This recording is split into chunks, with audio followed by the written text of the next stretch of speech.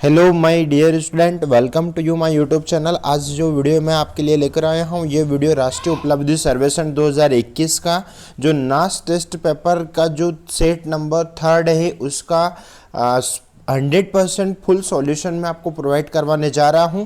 आप यहां पर देख सकते हैं कि यहां पर राष्ट्रीय उपलब्धि सर्वेक्षण 2021 प्रैक्टिस पेपर 3 और विषय अंग्रेजी कक्षा 10वीं, यानी कि आपकी 25 से लगाकर तो 28 तारीख से आप लोगों का जो यानी कि 25 से अक्टूबर या 28 अक्टूबर से आपका विद्यालय में तीसरा टेस्ट नास टेस्ट प्रारंभ होने जा रहा है, जो जिसमें आपको यहाँ पर इसमें लगभग 1 से लगाकर तो 17 क्वेश्चन कवर करना होंगे।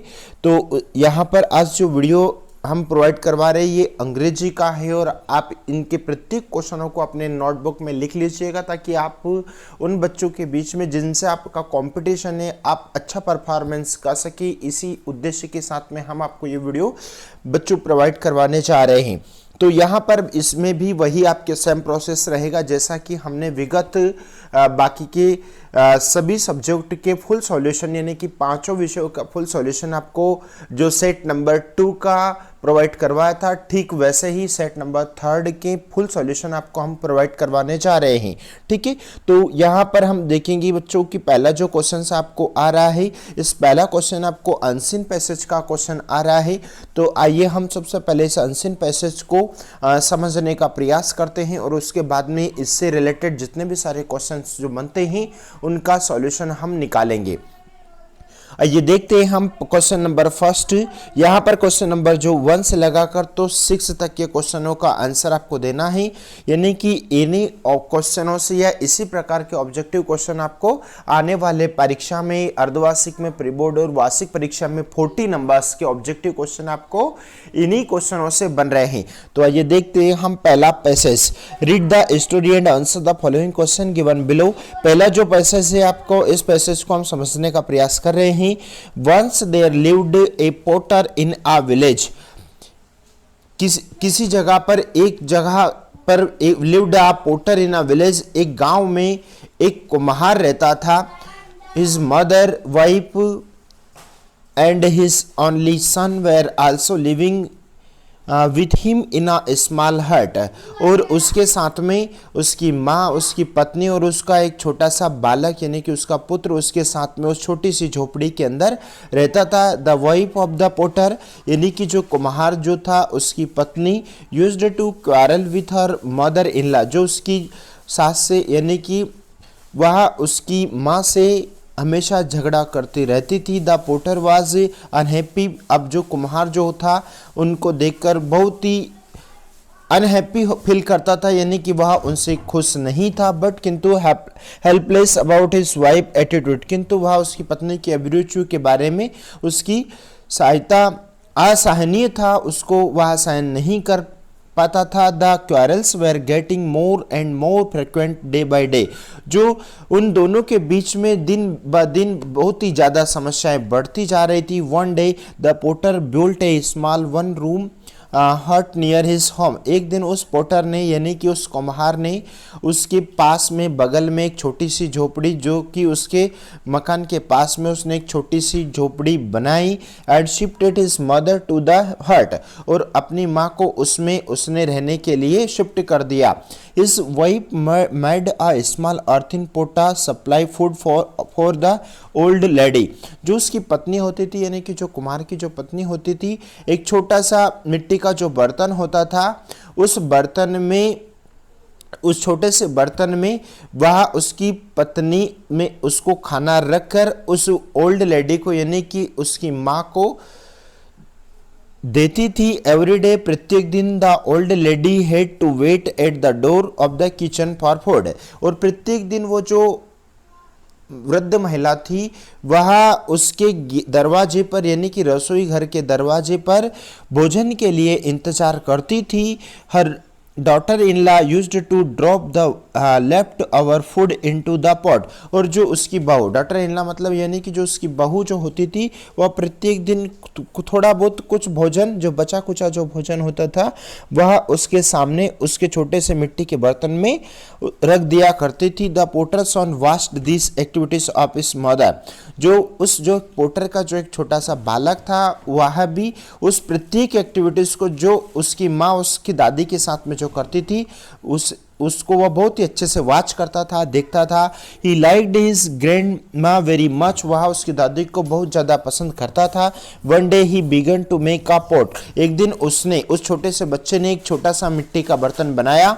His mother asked him why are you making this pot. जब उसकी माँ ने उससे पूछा कि तुम ये मिट्टी का बर्तन क्यों बना रहे हो, तो only for you mother that small boy answered innocently. बहुत ही साधारण शब्दों में उस छोटे से बच्चे ने जवाब दिया, ओनली फॉर यू मदर, मात्र माँ ये सिर्फ तुम्हारे लिए है। When you are grow old like my grandma this pot will be useful for you. जब तुम वृद्धा हो जाओगी, जब तुम बूढ़ी हो जाओगी, तब जैसा कि मेरी दादी माँ है तो मैं भी this pot will be useful for you. तो यह जो बर्तन है, मिट्टी का बर्तन, ये आपको बहुत ही ज़्यादा काम आएगा। I did keep it safely for that day. मैं इसे उस दिन के लिए बहुत सावधानी पूर्वक इसे सुरक्षित रखूंगा।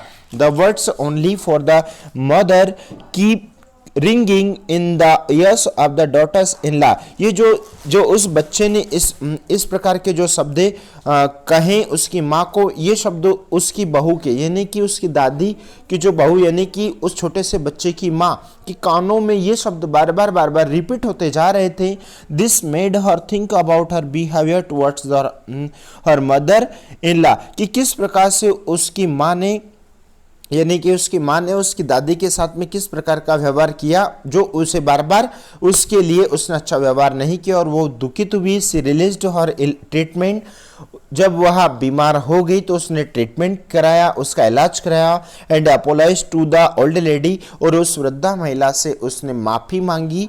सी took the old lady back to home. और उस वृद्धा महिला को वापस अपने घर लेकर आई। And treated her with love thereafter. और उसके बाद में उन दोनों के बीच में अच्छा प्रेम संबंध जारी रहा। तो बच्चों, हमने इस पैसेज को थोड़ा सा समझने का प्रयास किया। आई होप आपको इस पैसेज का नरेशन आपको समझ में आया होगा। अब हम जानते हैं इनके क्वेश्चंस को हम सॉल्व करने जा रहे हैं। Potter's mother wife and his only son were also living with him in आ। भाई पोटर यानी कि कुम्हार और उसकी माँ और उसकी पत्नी और एक छोटा सा बालक, ये चार पात्र है इस पूरे पैसेज में। वो कहाँ पर रहते थे? तो बच्चों मैं यहाँ पर बताना चाहूँगा कि वो जो रहते थे, once there lived a potter in a village, है ना। वो कहाँ रहते थे? वो एक स्मॉल हट में रहते थे, यानी कि एक छोटी सी झोपड़ी में रहते थे। तो यहाँ पर चार ऑप्शंस दे रहे कि यानी कि बच्चों यहाँ पर बी ऑप्शन आपका करेक्ट हो जाएगा, स्मॉल हट, यानी कि वो कहाँ पर रहते थे? एक छोटी सी झोपड़ी में रहते थे। द वाइफ यानी कि the wife of the potter used to quarrel with her. जो उसकी पत्नी जो होती थी यानी कि कुम्हार की जो पत्नी होती थी वह हमेशा किससे लड़ती थी और किसके साथ में वह लड़ती थी? ठीक है, तो वह जो यहाँ पर मैं बताना चाहूँगा कि वो जो हमेशा उसकी जो लड़ाई होती थी वह उसकी मदर इन लॉ से उसकी हमेशा लड़ाई होती थी। ठीक है, तो यहाँ पर यानी कि उनकी जो लड़ाई हमेशा होती थी, यहाँ पर used to with in mother in law. ठीक है, यहाँ पर उनकी लड़ाई हमेशा जारी होती थी, यानी कि यहाँ पर ए ऑप्शन आपका 2 का ए ऑप्शन आपका करेक्ट हो जाएगा। ठीक है, नंबर 3 देखेंगे। The potter's wife made a small pot. जो पोटस यानी कि जो कुमार की जो पत्नी थी, है ना, उसने एक छोटा सा जो झोपड़ी बनाया था। तो वो एक छोटा सा मिट्टी का बर्तन बनाया था। तो वह जो बर्तन था वो कौन सा था? यानी कि वह चाइना का था कि वो पॉप का था कि मेटल का था? तो बच्चों वो बर्तन जो था ना वो अर्थिन का था, यानी कि डी ऑप्शन आपको राइट हो जाएगा। ठीक है, the story teach us to. भाई जो कहानी है ये हमें क्या शिक्षा देती है? ये डिसरिस्पेक्ट अवर एल्डर्स, क्या हमें बड़ों का अनादर करना चाहिए? क्या नेग्लेक्ट अवर एल्डर्स, क्या हमें अनदेखा करना चाहिए बड़ों को कि love and respect our elders, या फिर जो बड़े हैं उनका हमें आदर सम्मान करना चाहिए, या फिर डी ऑप्शन यानी कि मिसबिहेव विथ अवर एल्डर्स, या हमें जो हमारे जो बड़े हैं उनके साथ में दुर्व्यवहार करना चाहिए। तो ये कहानी है, जो स्टोरी है, ये हमें love and respect our elders, यानी कि ये बी ऑप्शन आपका करेक्ट हो जाएगा। ठीक है, अगला क्वेश्चन देखेंगे, यानी कि the boy was making the pot for, भाई जो लड़का था ना, वो उस लड़के ने एक छोटा सा मिट्टी का बर्तन किसके लिए बनाया था? तो उसने जो मिट्टी का जो बर्तन बनाया था इस स्टोरी में उसकी माँ के लिए बनाया था, क्योंकि उसकी जो दादी होती थी, उसकी दादी उसके साथ में उसकी दादी यानी कि उसकी माँ उसके साथ में उसकी दादी के साथ में अच्छा व्यवहार नहीं करती थी, और ये सारी एक्टिविटीज़ वो बच्चा उसको वॉच करता था। तो उस बच्चे ने भी उसकी माँ के लिए एक मिट्टी का बर्तन बनाया, ताकि वो भी जब ओल्ड हो जाए तो वो भी उस मिट्टी के बर्तन में उसको खाना दे। तो यहाँ पर बच्चों सी ऑप्शन आपका करेक्ट हो जाएगा। आइए देखते हैं क्वेश्चन क्रमांक 6, the place of cook foods, भाई कौन से स्थान पर भोजन रखती थी उसकी माँ? किसकी माँ? यानी कि उस बच्चे की माँ। तो किचन में उसकी माँ खाना रखती थी, यानी कि यहाँ पर ए ऑप्शन आपका करेक्ट हो जाएगा। ठीक है, अगला देखते हैं क्वेश्चन। अगला क्वेश्चन बच्चों यहाँ पर फिर एक पैसेज आ रहा है, read the following passage careful and answer the question that below. Modern attitude is an art. Modern attitude होता है शिष्टाचार। एटिट्यूड क्या होता है? शिष्टाचार। तो modern attitude is an art, एक जो आधुनिक शिष्टाचार एक कला है। It has to be cultivated by pursuit and practice, और इसे लगातार अभ्यास में खेती की जानी चाहिए, इसे लगातार जारी रखना चाहिए। The first requirement of good attitude is a placing personality which includes a good dress in a turn to with times. जबकि अच्छा शिष्टाचार पहली आवश्यकता एक सुखदायक व्यक्तित्व है, जिसमें हमें समय समय के साथ में इसमें परिवर्तन होना चाहिए। After this basic requirement are place the person desiring to learn the art of etiquette must develop the power of speech to be a good communicator. और इसे हमें इस बुनियादी आवश्यकताओं के बाद हमें शिष्टाचार की आवश्यकता है, और कला को जानने में इच्छा रखने वाले व्यक्तित्व को अपनी एक इच्छा कम्युनिकेटर होनी चाहिए, यानी कि एक अच्छा भाषण, एक अच्छा कम्युनिकेटर बन सकता है। He must have a smooth accent in the language in which he converse, और वह उसकी भाषा में यानी कि बातचीत की भाषा में वो सभी को कन्वर्स कर सके, ऐसा उसे करना चाहिए। Modern etiquette includes having a clear idea of the day by day. जो आधुनिक शिष्टाचार है वो हमें साफ सुथरा जो दिन प्रतिदिन विचारों को क्लियर करता जाता है, and happening in the society और a community in which one livings, और उन्हीं विचारों को जिनमें समुदाय के साथ में जो लोग जीवन यापन करते हैं उनको इसमें सम्मिलित किया जाए। This ideas enable a person who are interesting and entertaining at various function. जो ये जो विचार है जो हमें बहुत ही ज़्यादा दिलचस्प बनाते हैं, जैसा कि वो रात्रि का भोजन हो, एंटरटेनमेंट हो, मनोरंजन आदि है ना, पार्टीज हो या क्लब्स हो। To be sociable is a great asset in society. और यहाँ तक कि ये जो हमें मिलनसार होने के लिए समाज में महान संपत्ति है, ये हमारी हम मिलनसार रखते हैं, ये समाज में एक संपत्ति का काम करते हैं। सोशल मैन एक सामाजिक व्यक्ति, being popular can crack good jokes, एक अच्छा जो कि जोक प्रस्तुत कर सकता है, अच्छे जो लोगों के बीच में लोकप्रिय भी होता है। When in the occasion of for then, क्योंकि उसका व्यवसाय बहुत ही अच्छा होता है। Can raise interesting issue for discussion and win friends and admirers, और चर्चा और वाई के लिए दिलचस्प मुद्दों को बढ़ा सकता है, यानी कि वह लोगों के बीच में बहुत ही ज़्यादा लोकप्रिय हो सकता है। आइए देखते हैं इसका first question. Modern etiquette is an, जो मॉडर्न यानी कि आधुनिक शिष्टाचार क्या है? तो आधुनिक शिष्टाचार बच्चों हमने यहाँ पर पहले जाना है, यानी कि आधुनिक शिष्टाचार वो क्या है? वो एक आर्ट है, यानी कि वो एक कला है, यानी कि यहाँ पर सी ऑप्शन आपका करेक्ट हो जाएगा। Power of speech develops, power of speech किस बात को विकसित करता है? यानी कि हमारे जो बोलने की जो क्षमता है, भाषण चाहे कुछ भी, वो किस प्रकार से हमें विकसित कर सकता है? यानी कि प्रश्न क्रमांक 8, तो वो जो है ना गुड कम्युनिकेशन, आपका जो अच्छा संचार है, यानी कि आपकी जो बोलने की एक्टिविटीज है वो अच्छी होना चाहिए, लोकप्रिय होना चाहिए, यानी कि डी ऑप्शन करेक्ट है। Modern etiquette includes having a clear idea of the topics. तो जो मॉडर्न यानी कि जो आधुनिक शिष्टाचार है वो हमें किस प्रकार से लोगों के बीच में, विचारों के बीच में हमें प्रस्तुत करता है।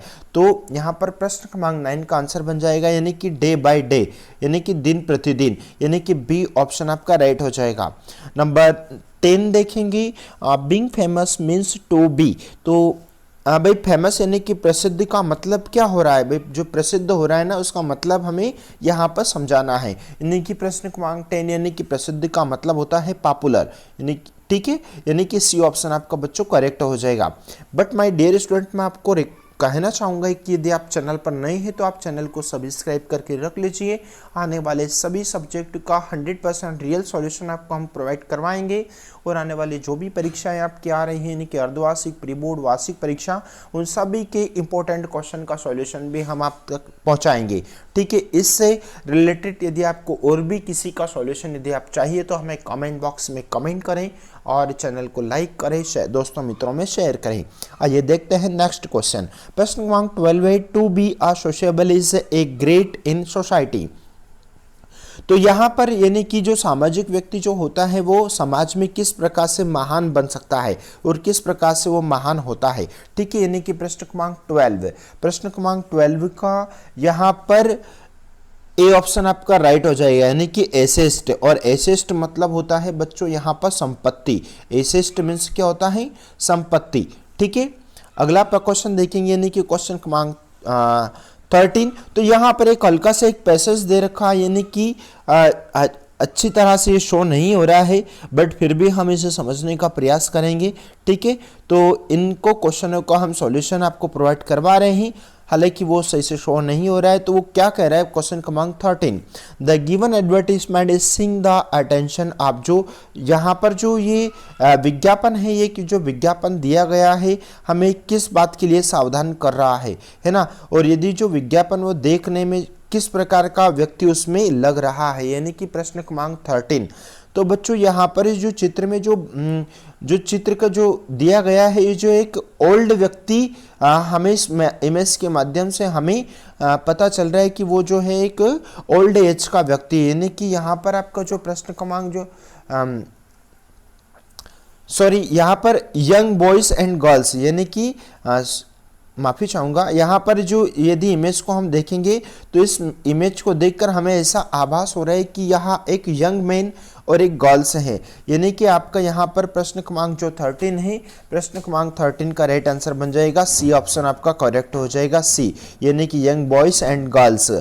ठीक है, नंबर 14 देखेंगे, यानी कि द गिवन एडवर्टीजमेंट से नो टू। भाई जो विज्ञापन जो दिया गया है उसमें क्या कहा गया है कि हमें भोजन, कैसा भोजन करना चाहिए, हमें दाल चावल खाना चाहिए, कि हमें करी एंड चपातीस खाना चाहिए, कि हमें जंक फास्ट फूड है ना, तो इससे दूर रहना चाहिए, भाई इनका यूज़ नहीं करना चाहिए। तो कौन सा ऑप्शन से हमारा यहाँ पर सही हो जाएगा। तो बच्चों ये हमें इंडिकेट कर रहा है कि हमें जंक फूड और फास्ट फूड से दूर रहना चाहिए, कि यानी कि सी ऑप्शन आपका करेक्ट हो जाएगा।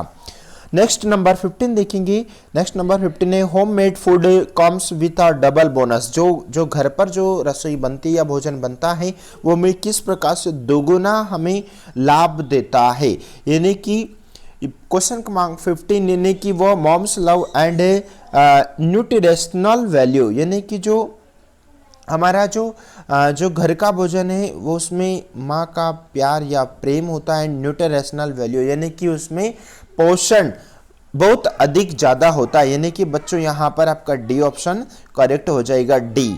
नंबर 16 देखेंगे, junk food is fit for. Junk food जो होता है ना वो किस प्रकार से कैसे क्या होता है, यानी कि यहाँ पर आपका यहाँ पर प्रश्न क्रमांक 16 का आंसर बन जाएगा, यानी कि जंक यार्ड।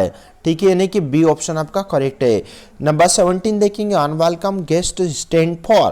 भाई जो अनवेलकम मेहमान हैं वो किस प्रकार से काम करते हैं, यानी कि जिनको हम नहीं बुलाते हैं वो किस प्रकार से बिना कहे आ जाते हैं।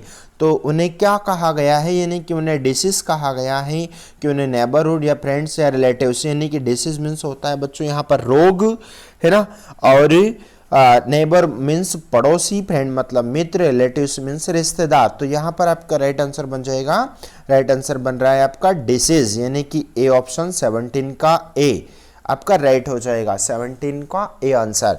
18 देखते हैं, this advertisement is used in interest. भाई जो विज्ञापन जो दिया गया है ये हमें किस प्रकार से हमें दिलचस्प बनाता है कि नहीं बनाता, ये किन के बीच में, यानी कि 18, यानी कि 18 का ये पब्लिक, ठीक है, यानी कि बी ऑप्शन आपका बच्चों यहाँ पर राइट हो जाएगा, बी ऑप्शन। आइए देखते हैं, मुझे लग रहा है कि बच्चों अपना वीडियो थोड़ा सा ज़्यादा बड़ा होने जा रहा है, इसलिए मैं आपको थोड़ा सा यह वाला जो ऑब्जेक्टिव क्वेश्चन है इसको मैं सीधा सीधा आंसर तक पहुंचाने का प्रयास कर रहा हूं। क्वेश्चन क्रमांक 19 देखेंगे, the musical instruments are divided into main classes, यानी कि जो म्यूजिकल यानी कि जो संगीत जो यंत्र है, इंस्ट्रूमेंट्स मतलब होता है यंत्र, जो संगीत जो यंत्र है वो कितने भागों में डिवाइड किया गया है ना। तो यहाँ पर 1 में किया है कि 2 में कि 3 में कि 4 में, तो मैं आपको बिल्कुल आंसर तक पहुँचा रहा हूँ, यानी कि जो म्यूजिकल यंत्र हैं बच्चों यहाँ पर 3 भागों में डिवाइड किया गया है, यानी कि यहाँ पर लिया गया है, देखो फ्लूट में किया गया है और क्लैरिनेट में किया है और ये बैसुन में किया गया है, यानी कि फ्लूट मतलब बांसुरी होता है, क्लैरिनेट मतलब यहाँ पर शहनाई होता है और बैसुन मतलब होता है अलगोजा, जिसे हम अलगोजा कहते हैं। तो यहाँ पर प्रश्न क्रमांक जो 19 है वो 3 यंत्र में बांटा गया, यानी कि आपका सी ऑप्शन करेक्ट हो जाएगा। The wind instrument are played by blowing into them, भाई हवा के द्वारा कौन सा यंत्र को बजाया जा सकता है ना, जिस तो यहाँ पर हमारा जो आंसर बन जाएगा बच्चों यहाँ पर यानी कि प्रश्न क्रमांक 20 का आंसर बन जाएगा, यानी कि एयर, ठीक है, ऐसा यंत्र जिसको हवा से बजाया जाए, यानी कि एयर, यानी कि डी ऑप्शन करेक्ट है, ठीक है। आप जिस इस पैसेज में आंसर सर्च करेंगे डेफिनेटली आपको 100% आंसर मिलेगा, जैसे कि यहाँ instrumental are played by air, ठीक है। प्रश्न क्रमांक 20 का आंसर बन रहा है एयर। आइए देखते हैं प्रश्न क्रमांक 21, the flute, the clarinet and the bassoon are the instrument of family. भाई ये जो होता है ये जो तीनों यंत्र यानी कि बांसुरी, क्लैरिनेट, फ्लूट मीन्स बांसुरी, क्लैरिनेट मीन्स शहनाई, बैसुन मीन्स अलगोजा, ये जो यंत्र है ये किस प्रकार से कैसे काम करते हुए, या ये होते हैं ये वुड वाइंड, ये होते हैं ये सारे के सारे ये होते हैं लकड़ी के बने हुए होते हैं ये, ठीक है, यानी कि आपका ए ऑप्शन आपका राइट हो जाएगा, है ना, यानी कि ए ऑप्शन करेक्ट, यानी कि 21 का ए। आइए देखते हैं नेक्स्ट क्वेश्चन, यानी कि the trumpet and the horn are the instruments made of, यानी कि प्रश्न क्रमांक 22 का राइट आंसर बन रहा है ब्रास, क्या बन रहा है ब्रास ऑप्शन, ठीक है। नंबर 23 देखेंगे, the instruments played by the banging of striking और कॉल्ड इंस्ट्रूमेंट्स, यानी कि 23 का बच्चों यहाँ पर आंसर निकल कर आ रहा है परक्यूशन, परक्यूशन, परक्यूशन मीन्स होता है टक्कर, परक्यूशन मीन्स क्या होता है टक्कर, यानी कि डी ऑप्शन आपका राइट हो जाएगा। 24 देखेंगे, 24 है the harp of the guitar, the violin and the cello are the instruments which have, यानी कि 24 का राइट आंसर बन रहा है यहाँ पर ए ऑप्शन आपका, यानी कि स्ट्रिंग्स, स्ट्रिंग्स मतलब होता है डोरी, स्ट्रिंग्स मतलब क्या होता है डोरी, स्ट्रिंग्स मतलब होता है डोरी। अब हमने आपको यहाँ पर बच्चों आज के इस वीडियो में मुझे लग रहा है कि वीडियो थोड़ा सा लंबा जा रहा है, बड़ा होता जा रहा है, तो हम इस वीडियो में हमने 1 से लगाकर तो 24 क्वेश्चन को कवर किया है। नेक्स्ट वीडियो में हम आने वाला पार्ट आपके लिए शीघ्र ही आपको प्रोवाइड करवाएंगे, बट अगेन रिक्वेस्ट है माई मेरे प्यारे बच्चों कि यदि आप चैनल पर नए हैं तो चैनल को सब्सक्राइब कीजिएगा, लाइक कीजिएगा, दोस्तों मित्रों में शेयर कीजिएगा, ताकि आप आने वाले टाइमिंग में बेस्ट परफॉर्मेंस करें। इसी आशा और उम्मीद के साथ में हम आप तक ये वीडियो पहुंचाते हैं। थैंक यू सो मच, अपना ध्यान रखिएगा। जो फोंडा यानी कि जो बुकों को पढ़ने में जो रुचि रखते हैं, तो वो किस प्रकार की बुकों में वो रुचि रखते हैं। तो यहाँ पर देखो फर्स्ट क्वेश्चन का आंसर आपको बच्चों यहाँ पर देखने को मिल जाएगा, यानी कि 25। तो 25 का जो क्वेश्चन का जो आंसर है यानी कि बी ऑप्शन यहाँ पर आपको देखने को मिल रहा है। देखो labelled by their companies as a bookworm यानी कि ये प्रश्न क्रमांक 25 का आंसर है, यानी कि पहला, ठीक है, यानी कि आपका यहाँ पर बी ऑप्शन आपका करेक्ट हो जाएगा। नेक्स्ट क्वेश्चन देखते हैं। 26 स्टूडेंट्स हूँ शाइन इन एथलेटिक्स और games spend times in energy in, भाई जो छात्र जो होते हैं, कुछ छात्र एथलेटिक्स या गेम्स में अपना समय और शक्ति खर्च करते हैं, तो कहाँ पर करते हैं वो, तो क्लासरूम में करते हैं कि रीडिंग बुक में करते हैं कि स्पोर्ट्स एरियास होना चाहिए या लेबोरेटरी में करते हैं। तो इससे आगे जो यहाँ पर हम पैसेज देखेंगे कि जो पैसेज है ना, तो यहाँ पर दे रखा है कि better in spend time energy ना स्पोर्ट एरिना, ठीक है, यहाँ आपको देखने को मिल जाएगा ये आंसर, ठीक है, यानी कि यहाँ पर आपका ये आंसर बन जाएगा 26 का आंसर, यानी कि 26 का जो आंसर बन रहा है वो बन रहा है सी ऑप्शन आपका करेक्ट हो जाएगा। आइए देखते हैं number 27, academic honour as a glamour which is. तो यहाँ पर जब भी आप इसे पढ़ेंगे कि एकेडमिक ऑनर, तो यहाँ पर देखो यहाँ आंसर ये लाइन दे रखा है, academic honour as a glamour which is unique. Unique होता है एक संचय, यूनिक मतलब क्या होता है, संचय, यानी कि 27 का राइट आंसर बन जाएगा, ए ऑप्शन आपका करेक्ट हो जाएगा, ठीक है। नेक्स्ट देखेंगे, next number 28, playing games makes the sports person. तो यहाँ पर जैसे हम आंसर निकालेंगे, यानी कि 28 जो 28 क्वेश्चन है, यानी कि 20 हेल्थी एंड विगोरस है ना, वही हमें किस प्रकार से वो बनाता है, वो बनाता है हमें स्वस्थ और हमें भावुकता से वो बनाता है। तो यहाँ पर आप देख सकते हैं कि इसका आंसर ये यहाँ दे रखा है, हेल्थी एंड विगोरस, यानी कि ये जो क्वेश्चन है हमारा, यानी कि ये 28 का जो आंसर निकल कर आ रहा है वो यहाँ है, ठीक है, यानी कि हमारा जो 28 का जो आंसर बन जाएगा बच्चों यहाँ पर डी ऑप्शन, ओके। नेक्स्ट देखेंगे the similar word of syllabus in the passage, यानी कि जो सिलेबस जो वर्ड है ना, इसका अपने को क्या बताना है, सिमिलर बताना है, और सिमिलर होता है बच्चों समानार्थी। सिमिलर मीन क्या होता है, समानार्थी, जिसे हम पर्याय भी कहते हैं, पर्यायवाची कह दें या समानार्थी कह दें, एक ही बात है ना। सिनोम्स और सिमिलर एक ही है, यानी कि हमें सिलेबस का सिमिलर बताना है, तो सिलेबस का जो सिमिलर बनेगा कैरिकुलम, यानी कि कैरिकुलम मीन्स होता है पाठ्यक्रम और सिलेबस मतलब भी होता है पाठ्यक्रम, ठीक है। तो आइए देखते हैं नंबर 30, द मोटिव मतलब होता है प्रेरणा। Our education system is to make our students, motive means होता है प्रेरणा, ठीक है। तो यहाँ पर यानी कि 30 का जो आंसर जो बनकर आ रहा है, तो यहाँ पर आप देख सकते हैं कि यहाँ हमारे इसमें दे रखा है वो फिजिकली फिट, ये हमारा आंसर हो जाएगा, यानी कि जो 30 है, 30 का राइट आंसर कौन सा निकल कर आ रहा है, यानी कि academic sound and physically fit, यानी कि डी ऑप्शन आपका करेक्ट हो जाएगा, डी ऑप्शन आपका करेक्ट है, ठीक है। आइए देखते हैं नेक्स्ट क्वेश्चन है यहाँ पर। नेक्स्ट क्वेश्चन हमारे ग्रामेटिकल चैप्टर से आए और ये टॉपिक्स आपके लिए बहुत ही ज़्यादा इंपॉर्टेंट जिसको हम कह सकते हैं। बट इससे पहले माय डियर स्टूडेंट, मैं आपको कहना चाहूँगा कि यदि आप चैनल पर नए हैं तो चैनल को आप सब्सक्राइब कीजिएगा, दोस्तों मित्रों में शेयर कीजिएगा, लाइक कीजिएगा और बेल आइकन प्रेस कीजिएगा ताकि आपको हमारा नोटिफिकेशन मिलता रहे, और आने वाले जितने भी सारे सब्जेक्ट हैं उनका फुल सॉल्यूशन हम आपको 100% रियल सॉल्यूशन आपको प्रोवाइड करवाते हैं, और आने वाली सभी परीक्षाओं 9th से लगाकर तो 12th तक की सभी एग्ज़ामों के सॉल्यूशन आपको मिलेंगे। तो ताकि आप चैनल पर बने रहें, इसी आशा और उद्देश्य के साथ में हम ये वीडियो आपको प्रोवाइड करवा रहे हैं। आइए देखते हैं number 31, Mohan was very tired so he to bed early. भाई मोहन बहुत ज़्यादा थका हुआ था इसलिए वह जल्दी सोने के लिए चला गया, यानी कि 31 का जो आंसर बनेगा बच्चों यहाँ पर वेंट। अब मैं वेंट क्यों लगा रहा हूँ, मेरी बात को समझना। देखो सेंटेंस में पास्ट की बात हो रही है, भाई मोहन बहुत ज़्यादा थका हुआ था, सो इसलिए he went to go bed early, वह जल्दी सोने के लिए चला गया, ठीक है, यानी कि यहाँ पर हमारा वेंट। ठीक है।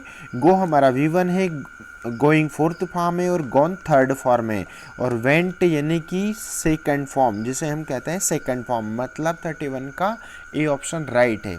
अच्छे से समझना है क्योंकि आपको ये ऑब्जेक्टिव्स आने वाले फिल इन द ब्लैंक्स में भी मिल सकते हैं और ये ऑब्जेक्टिव एग्जाम में भी पूछे जाएंगे, ठीक है। आइए देखते हैं नेक्स्ट क्वेश्चन 32। व्हेन, जब आई रीच्ड द स्टेशन, में स्टेशन पहुंचा, the train had left, train छूट चुकी थी।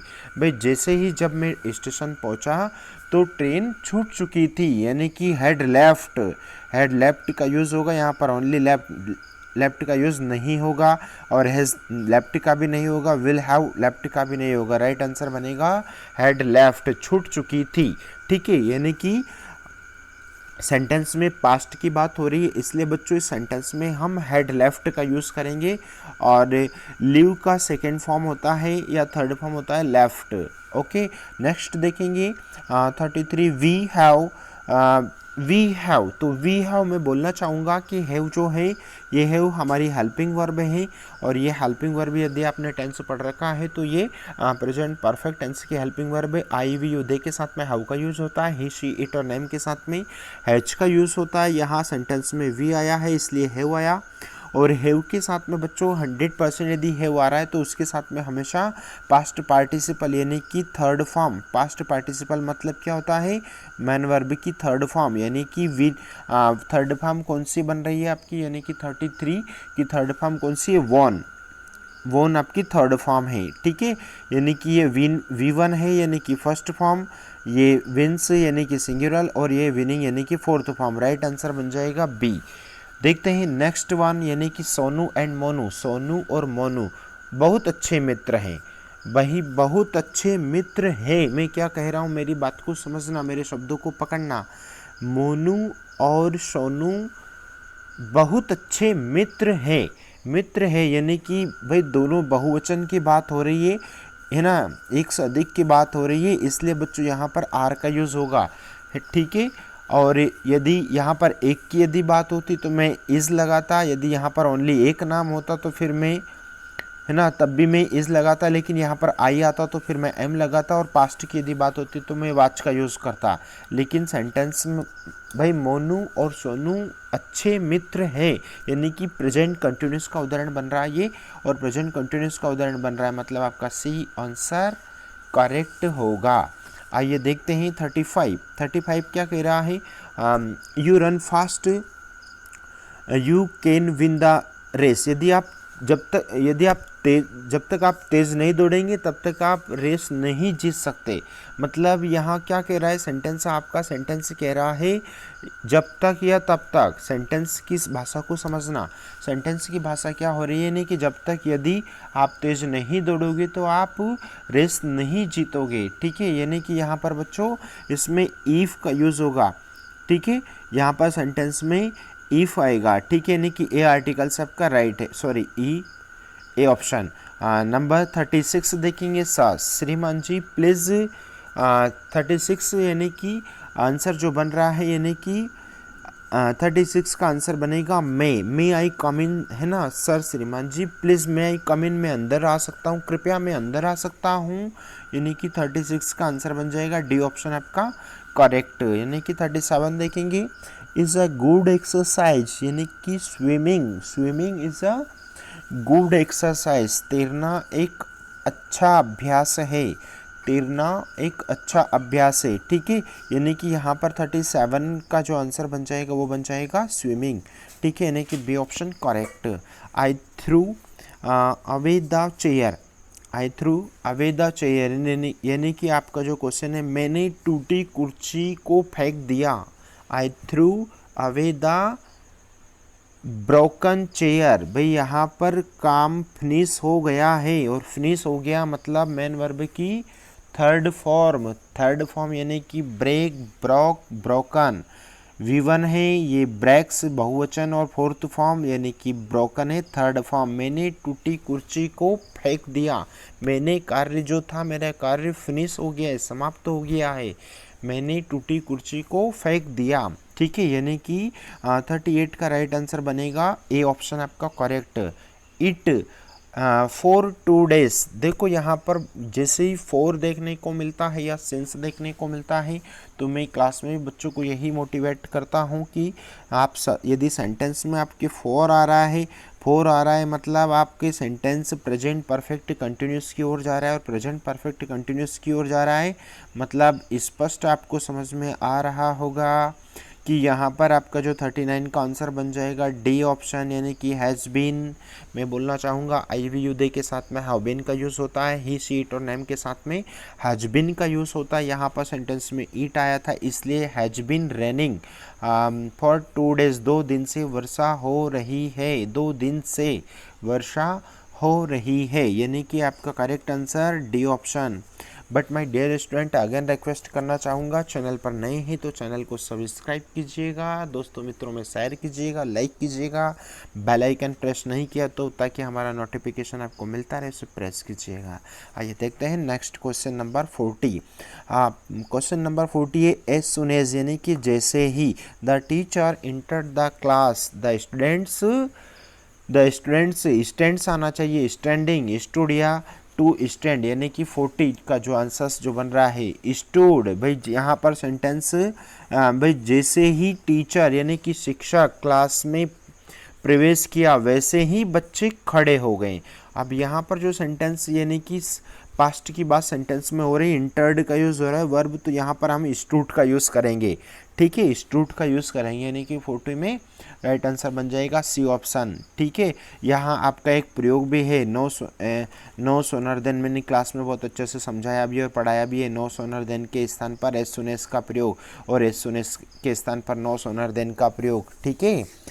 तो आइए देखते हैं नेक्स्ट क्वेश्चन। नेक्स्ट क्वेश्चन है आपका आई लव म्यूज़िक, यानी कि 41 क्या कह रहा है भाई, मुझे संगीत सुनना बहुत पसंद है, तो I love to listen music, I love to listen music, listen means सुनना, यानी कि 41 का राइट आंसर बन जाएगा मुझे संगीत सुनना बहुत पसंद है, मैं संगीत से प्रेम करता हूँ, ठीक है भाई, मैं आई लाइक टू म्यूजिक, ठीक है। नेक्स्ट वन देखेंगे, नेक्स्ट वन यानी कि 42 आई तो should like to have a cup of tea, यानी कि आपका जो अगला जो प्रश्न है यानी कि 42 क्या कह रहा है आई, फिर मस्ट आना चाहिए कि शुड आना चाहिए कि वुड या आउट, ठीक है, दोनों सारी आपकी मॉडल वर्ब हैं ये, ठीक है, मॉडल वर्ब हैं सारी की सारी। तो मॉडल वर्ब में आपको आई के साथ में कौन से शब्द का यूज़ करना चाहिए, यानी कि 42, यानी कि 42 में आई के साथ में वुड का यूज़ करेंगे, यानी कि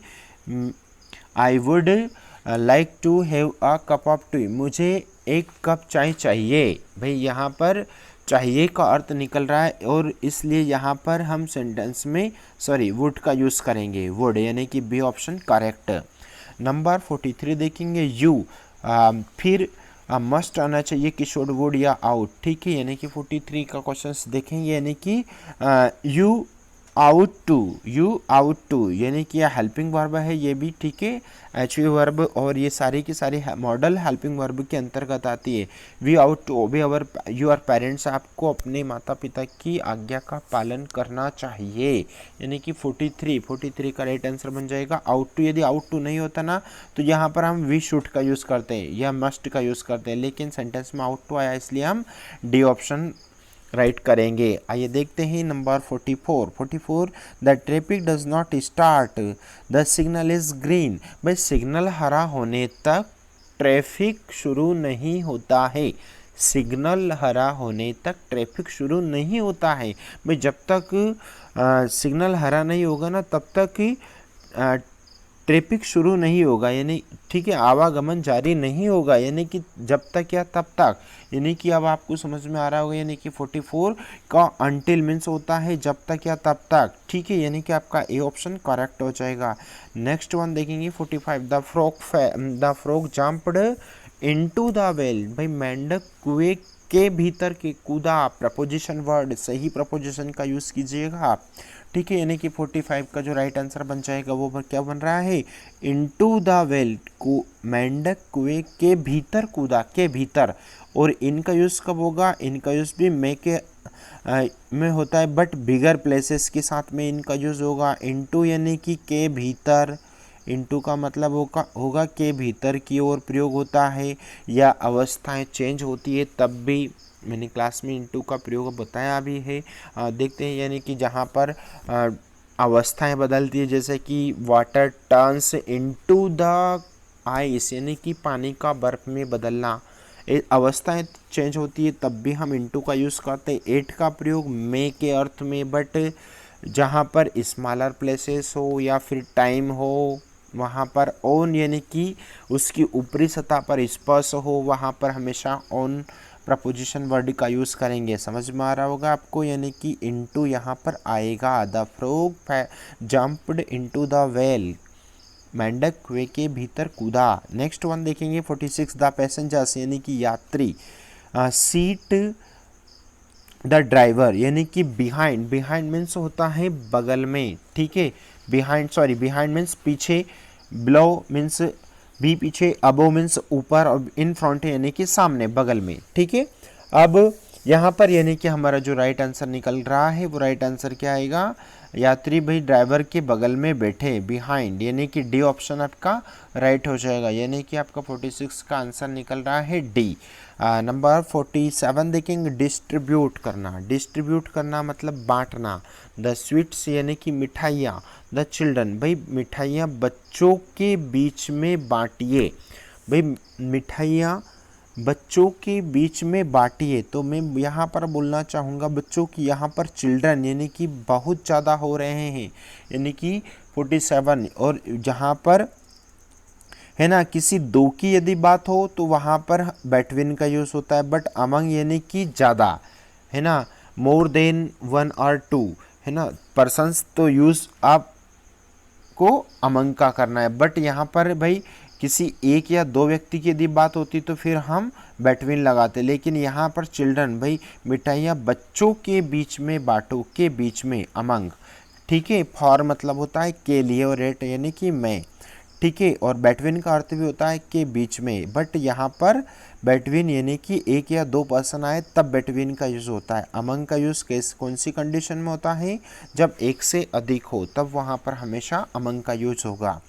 आइए देखते हैं number 48, I found 1 rupee coin, भाई मुझे 1 रुपया प्राप्त किया मैंने या मुझे 1 रुपया मिला, तो आर्टिकल का यूज़ करना, यानी कि यहाँ पर 48 जो क्वेश्चन है 48 क्वेश्चन से आपको क्या समझा रहा है, 48 क्वेश्चन से आपको बता रहा है कि यहाँ पर सही आर्टिकल्स का यूज़ करना, यानी कि बच्चों यहाँ पर ओ आ रहा है, ओ आपका वोवेल्स तो है मान सकते हैं, बट हम यदि इसे लिखते हैं तो 1 का साउंड निकलता है, और हमेशा इस आर्टिकल्स में निर्णय आपको साउंड से करना है ना कि वर्ड से, यानी कि इसका जो ध्वनि जो जा रहा है वो ध्वनि आपको व्यंजन की ओर जा रही है, यानी कि व्यंजन की ओर जा रही, तो हमेशा उसमें ए आर्टिकल्स का यूज होता है व्यंजन साउंड के साथ में, ओके।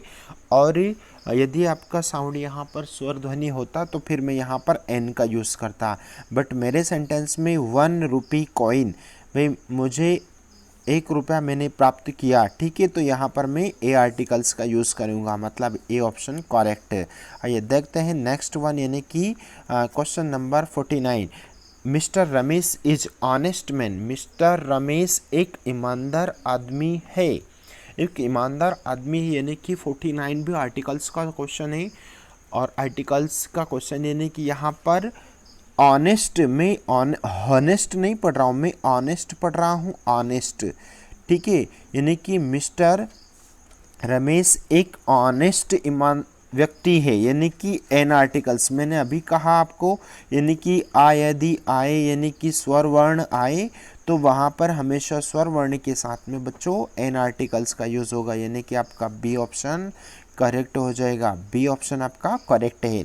नेक्स्ट वन देखते हैं, Shri Ramnath Kovind is president of India, भाई जो रामनाथ कोविंद जी हैं वो भारत के अध्यक्ष हैं, ठीक है, यह राष्ट्रपति हैं। तो यहाँ पर हम जानेंगे कि सेंटेंस में आपका जो आर्टिकल्स का यूज़ करना इसमें भी, तो हम आपको एक बात और बताना चाहेंगे कि यदि कोई हमेशा कोई एक व्यक्ति की यदि बात होती है जो सिर्फ एक ही हो, तो वहाँ पर हमेशा उस सेंटेंस में भाई एक ही यदि व्यक्ति हो तो वहाँ पर द आर्टिकल्स का यूज़ होगा, ठीक है, यानी कि the president of India, okay.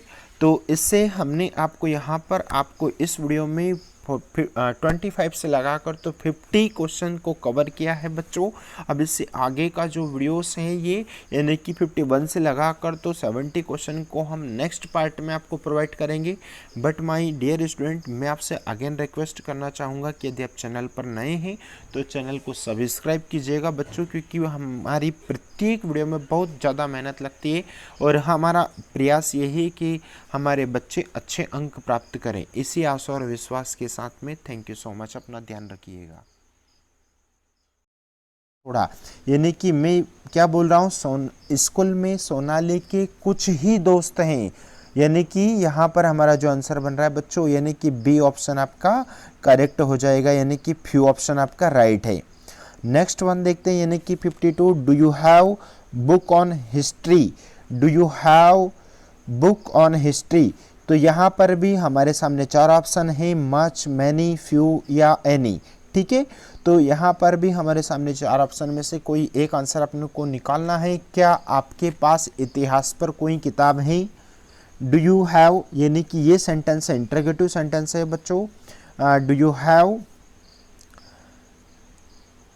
Have फिर रिक्त स्थान है, बुक ऑन हिस्ट्री यानी कि क्या आपके पास इतिहास पर कोई किताब है, यानी कि 52 यानी कि कोई किताब है, यानी कि यहाँ पर मैंने अभी आपको बताया यानी कि कोई या कोई एक की बात होती है तो वहाँ पर हमेशा एनी का यूज होगा, यानी कि do you have any book on history.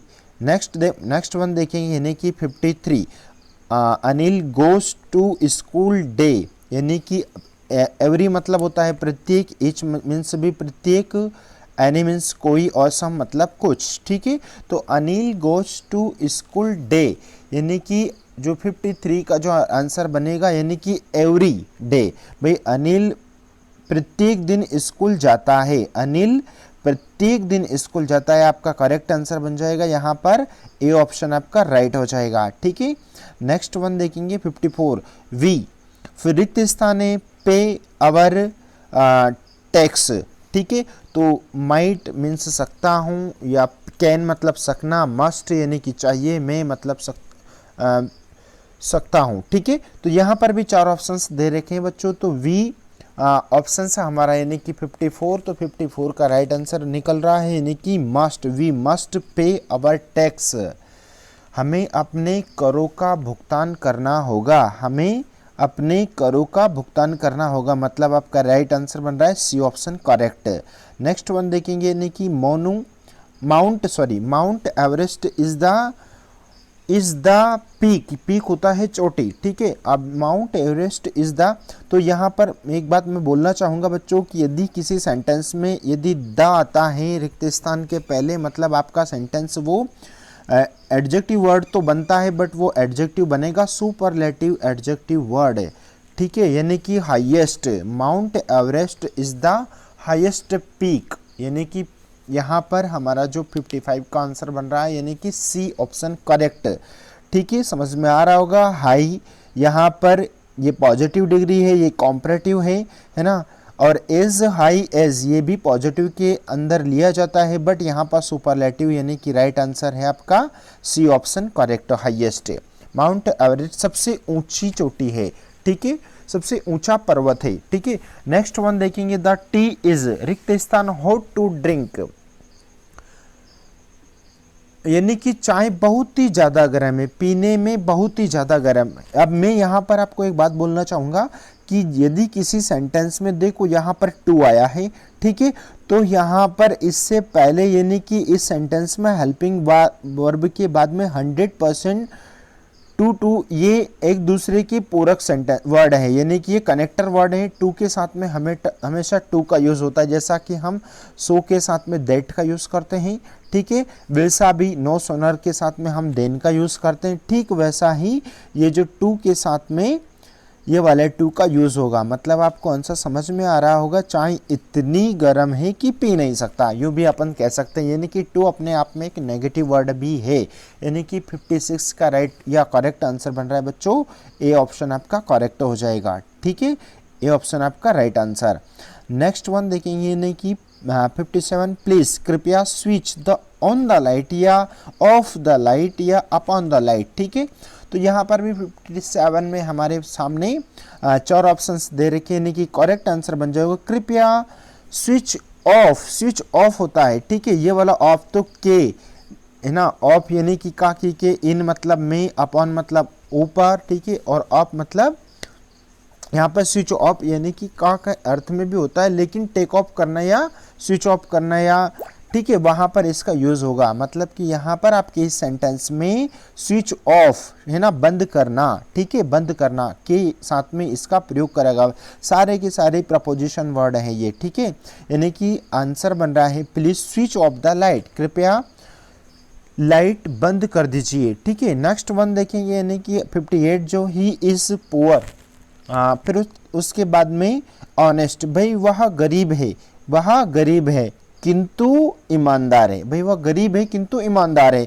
यहाँ पर यानी कि आंसर जो बन रहा है वो आंसर एंड मतलब और मतलब या अथवा बट या किंतु या परंतु सो मतलब इसलिए। ठीक है, तो यहाँ पर हमारा जो आंसर जो बन रहा है यानी कि 58 का आंसर बन रहा है बच्चों यहाँ पर यानी कि सी ऑप्शन आपका करेक्ट है, भाई वह गरीब है किंतु ईमानदार है। ठीक है, बट ऑप्शन आपका करेक्ट है। बट माय डियर स्टूडेंट, मैं अगेन आपसे रिक्वेस्ट करता हूं कि चैनल पर आप नए हैं तो चैनल को सब्सक्राइब कीजिएगा, दोस्तों मित्रों में शेयर कीजिएगा, लाइक जरूर कीजिएगा, क्योंकि हम चाहते हैं, हमारा उद्देश्य है कि हमारे बच्चे आप अच्छा परफॉर्मेंस करें प्रत्येक एग्ज़ाम में और बेहतर अंक आप आने वाली सभी एग्ज़ामों में प्राप्त करें। इसी उद्देश्य को हम ध्यान में रखते हुए आपको ये वीडियो प्रोवाइड करवाते हैं। नेक्स्ट वन देखेंगे यानी कि 59 रोहित विल नॉट प्ले, भाई रोहित नहीं खेलेगा क्योंकि ही इज टायर्ड, वह थका हुआ है, वह थका हुआ है। तो बट मतलब किंतु या परंतु, ठीक है, बट का मतलब क्या होगा किंतु या परंतु, बिकॉज मतलब क्योंकि, वाइल मतलब जब तक, व्हेन मतलब जब। ठीक है, अब यहाँ पर आंसर जो बन रहा है वो हमारे यानी कि 59 का आंसर बन रहा है बच्चों। यहाँ पर आंसर बनेगा यानी कि बिकॉज क्योंकि वह थका हुआ है। रोहित नहीं खेलेगा क्योंकि वह थका हुआ है, यानी कि आपका बी ऑप्शन करेक्ट है। नेक्स्ट वन यानी कि मैंने अभी ऊपर एक बात किया था आपको, मैंने 4 बातें बोली थी कि टू साथ में हमेशा ये टू के साथ में टू रहता है, यानी कि कनेक्टर वर्ड, सो के साथ में दैट, और एक बात और बोला था, यदि आपने उस अच्छे से सुना होगा तो, यानी कि जो नो सोनर है, ठीक है, नो सोनर के साथ में हमेशा देन जुड़ता है, देन, THN देन। ठीक है, जैसे ही या वैसे ही जिसका अर्थ निकलेगा। ठीक है, यानी कि 60 जो देखेंगे 60 जो क्वेश्चन है यानी कि क्या बन रहा है, no sooner did the read see the cat, भाई जैसे ही बिल्ली ने चूहे को देखा वैसे ही इट रन अवे, भाई जैसे ही चूहे ने बिल्ली को देखा वैसे ही वह भाग गया। ठीक है, तो यहाँ पर जो आंसर बन रहा है हमारा, जो राइट करेक्ट आंसर बन जाएगा THN यानी कि देन, यानी कि जो प्रश्न क्रमांक 60 है ये वाला आंसर THN, आप ये मत लगा देना। ठीक है, ये गलत है, ये भी गलत है, right answer C option correct है। नेक्स्ट वन देखेंगे यानी कि 61 which of the following words means both, यानी कि आपको ऐसा शब्द चुनना है जिसका मतलब टॉलरेट। टॉलरेट मतलब होता है बच्चों, यहाँ पर टॉलरेट का अर्थ हो रहा है सहन, सहन करना या सहन। टॉलरेट मीन्स होता है सहन। ठीक है, यानी कि टॉलरेट एंड एन एनिमल, तो यहाँ पर भी 4 ऑप्शंस दे रखे हैं, यानी कि हमारा जो राइट आंसर बन जाएगा, राइट आंसर जो बन रहा है यहाँ पर डियर मतलब प्री डियर मतलब हिरण, एक बियर मतलब भालू, बेयर यानी कि अलकन्ना। ठीक है, तो नेक्स्ट यहाँ पर 61 जो है 61 का राइट आंसर बन जाएगा। 61 का राइट आंसर कौन सा बन रहा है, यानी कि सी ऑप्शन आपका करेक्ट, बियर। ठीक है, बियर करना, ठीक है, यानी कि भालू। ठीक है, नेक्स्ट वन देखें यानी कि 62 some of our army personnel work in bed, भाई जो हमारी जो आर्मी की जो सेना है भाई वो खराब स्थिति में भी, खराब मौसम में या खराब स्थिति में भी अपना पर्सनल काम करती है। ठीक है, यानी कि यहाँ पर भी 4 ऑप्शंस दे रखे हैं, तो भाई बेड वीदर नहीं होगा, ये ना वेदर होगा, ये वीदर यानी कि वेदर। वेदर मतलब होता है बच्चों मौसम, वेदर मतलब होता है मौसम। यानी कि आपका यहाँ पर भाई ख़राब मौसम में भी हमारी आर्मी सेना पर्सनल काम करती है, जो काम जो उन्हें दिया जाता है उसके बाद भी ख़राब मौसम या स्थिति में भी वो कुछ आर्मी की सेना पर्सनल काम करती है, यानी कि ए ऑप्शन आपका करेक्ट हो जाएगा। नेक्स्ट वन देखेंगे यानी कि 63 मेनी टाइम्स एवरी विंटर इन मनाली। भाई जो मनाली में बर्फ़ की बूंदाबांदी गिरती रहती है, ठीक है, ऐसी सिचुएशन में भी अनेक बार जब बर्फ़ गिरता है उसके बाद भी वहाँ पर मनाली में थोड़ा सा ठंडा माहौल होता है बर्फ़ के कारण। तो यहाँ पर 63 का जो राइट आंसर बन रहा है यानी कि आपका A option, it snow many times every winter इन मनाली। भाई मनाली में बर्फ़ के कारण प्रत्येक समय या हर समय वहाँ पर ठंडक रहती है, ठंडा मौसम रहता है, ठीक है, यानी कि हमारा ए ऑप्शन करेक्ट बन जाएगा। नेक्स्ट वन देखेंगे यानी कि 64 आई टेनिस एवरी संडे मॉर्निंग। भाई मैं प्रत्येक दिन सुबह में रविवार में मैं टेनिस खेलता हूँ। तो यहाँ पर प्ले आना चाहिए, आई एम प्लेइंग या डू प्ले। चार ऑप्शंस दे रखे हैं 64 के, यानी कि आई प्ले, मैं प्रत्येक दिन, क्योंकि सिंपल सेंटेंस बन रहा है। भाई मैं प्रत्येक दिन, I play tennis every Sunday morning, मैं प्रत्येक दिन रविवार की सुबह टेनिस खेलता हूँ। ये हमारा पूरा करेक्ट आंसर बन जाए। खेलता हूँ, भाई खेल रहा हूँ नहीं, डू प्ले नहीं होगा, एम प्लेइंग नहीं होगा, खेलता हूँ, ठीक है। अब यहाँ पर यानी कि ए प्ले ओनली V1 का यूज़ होगा, ठीक है, यानी कि present indefinite, I play tennis every Sunday morning. Next one देखेंगे सी कांट अटेंड द फोन।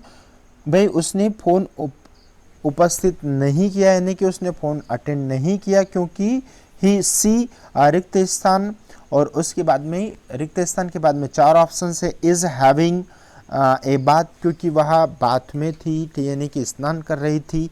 तो यहाँ पर सी इज़ हैविंग, यानी कि 65 का ए आंसर आपका करेक्ट हो जाएगा। यानी कि इज़ हैविंग अपने आप में एक वर्ब है, हैव अपने आप में एक वर्ब है, मेरी बात को समझना। हेल्पिंग वर्ब तो है ही सही है, बट ये अपने आप में एक मैन वर्ब भी है, ठीक है, यानी कि और इसके अलावा यदि इसका पास्ट पार्टिसिपल देखेंगे तो इसका पास्ट पार्टिसिपल एक हेड भी बनता है। आपको समझ में आ रहा होगा, यानी कि यहाँ पर आपका 65 का ए आंसर करेक्ट हो जाएगा। नेक्स्ट देखेंगे नेक्स्ट वन यानी कि 66 बेबीज, यानी कि बच्चे क्राई या क्राइस या क्राइड या और crying when they are hungry. भाई बच्चे रोते हैं जब वे भूखे होते हैं, बच्चे रोते हैं जब वे भूखे होते हैं, यानी कि यहाँ पर भी आपका सिंपल सेंटेंस बन रहा है प्रेजेंट इंडेफिनेट, मतलब ए ऑप्शन आपका करेक्ट है, क्राई, ठीक है, ए ऑप्शन आपका करेक्ट हो जाएगा। 66 का ए, बेबीज क्राई, बच्चे रोते हैं जब दे आर हंग्री, वे भूखे होते हैं। नेक्स्ट वन देखेंगे यानी कि 66 आई, फिर रिक्त स्थान है for my pen, have you seen it. भाई यहाँ पर 67 यदि देखेंगे यानी कि I am looking for my pen, क्या आपने मेरे पेन को देखा है। हैव यू सीन इट, कहीं पर भी क्या तुमने उसे देखने में कहीं पर भी आपको मिला है या देखा है। तो यहाँ पर आपका सेंटेंस प्रेजेंट कंटिन्यूस की ओर जा रहा है, यानी कि हम सेंटेंस में 67 का जो राइट आंसर निकालेंगे वो निकालेंगे I am looking for my pen, have you seen it. भाई क्या आपको मेरा पेन कहीं दिखाई दे रहा है, ठीक है, यहाँ इस प्रकार से अब हमारा आंसर बनेगा, यानी कि हमारा D option correct. Next one देखिए यानी कि 68 you can't borrow my pencil. Borrow मतलब उधार लेना, ठीक है, उधार लेना। My pencil, you can't borrow my pencil, मैं तुमको मेरी पेंसिल उधार नहीं दे सकता। अब रिक्त स्थान इसके बाद आई इट माई सेल्फ, यानी कि 68 मैं आई एम यूजिंग, क्योंकि मैं स्वयं उसको इस प्रयोग कर रहा हूँ, मैं स्वयं उसको इस्तेमाल कर रहा हूँ। मैं मेरी पेंसिल नहीं दे सकता क्योंकि मैं स्वयं उसको यूज़ कर रहा हूँ, यूजिंग कर रहा हूँ। I am using it my self, यानी कि हमारा डी ऑप्शन राइट बन जाएगा। नेक्स्ट वन देखिए यानी कि 69 you can keep my laptop. भाई तुम मेरा लैपटॉप रख सकते हो, ले सकते हो, यदि इफ़ यू लाइक, यदि तुम उसे पसंद करते हो, यदि तुम चाहते हो तो, ठीक है। तो रिक्त स्थान फिर आई 69 देख रहे हैं हम, I am not using it any more. भाई इस समय मैं उसको यूज़ नहीं कर रहा हूँ। भाई मैं जिस समय उसको यूज़ नहीं कर रहा हूँ, प्रयोग नहीं कर रहा हूँ, उस समय पर आप यदि तुम चाहते हो तो मेरा लैपटॉप यूज़ कर सकते हो। यानी कि 69 का आंसर बन जाएगा बच्चों डी ऑप्शन आपका करेक्ट है, डी ऑप्शन। नेक्स्ट वन यानी कि आज का अंतिम क्वेश्चन बन रहा है ये, और हमारा जो अंतिम क्वेश्चन यानी कि 70, how many students in your class from near by village. भाई आपकी कक्षा में पास के गांव से, समीप के गांव से कितने छात्र छात्रा आते हैं। यानी कि हमारा जो राइट आंसर बनेगा वो बनेगा how many students in your class come. Only come का यूज होगा यहाँ पर, ओनली कम, ठीक है। From near by village, near मतलब समीप, विलेज मीन्स गांव, यानी कि तुम्हारी कक्षा में समीप के गांव से कितने बच्चे आते हैं, ठीक है। यहाँ पर आई होप आपको ये सारा आंसर समझ में आएगा। यानी कि 70 का कम्स नहीं कम आएगा, यानी कि बी ऑप्शन आपका करेक्ट रहेगा। बच्चों यहाँ पर हमारा ये 70 क्वेश्चंस कंप्लीट होते हैं। बट मैं अगेन आपसे रिक्वेस्ट करना चाहूँगा कि इससे पहले हमने बाकी के सभी सब्जेक्ट के फुल सॉल्यूशन आपको हमारे चैनल पर मिल जाएगा। जितने भी सारे आपके पांचों सब्जेक्ट के फुल सॉल्यूशन हम आपको तीसरे सेट की तैयारी करवा रहे हैं, और आने वाले टाइमिंग में जितने भी सारे एमपी बोर्ड से रिलेटेड सारे सब्जेक्ट के इम्पोर्टेंट क्वेश्चन भी हम आपको प्रोवाइड करवाएंगे। बट हम आपसे अगेन रिक्वेस्ट करते हैं कि यदि आप चैनल पर नए हैं तो चैनल को सब्सक्राइब कर लीजिएगा, लाइक कीजिएगा और दोस्तों मित्रों में शेयर कीजिएगा। थैंक यू सो मच, अपना ध्यान रखिएगा।